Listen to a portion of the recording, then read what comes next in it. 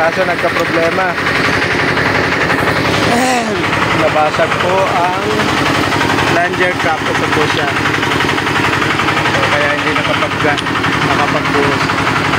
So ito po ang mga pinapalitan namin, mga pinalitan namin.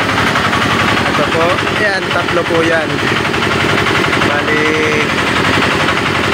napupudpud po kasi ito sa katagalan. Yan, mga oil seal, yan. Yan po, tapos ito, may bulitas po ito dito.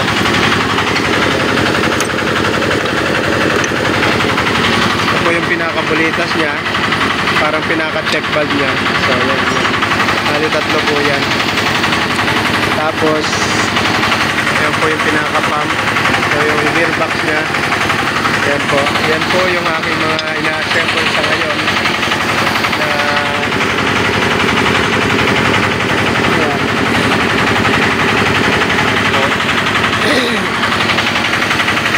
Ang trabaho ko po ngayon. Magawa ng mga rig. Yan po yung mga rig. Ito piston po niya. Plunger cap. So pag sira na po yan, hindi na rin makakahigop ng semento. Ito po kasi yung humihigop ng semento. Bali, hihigupin dito, tapos dito ilalabas.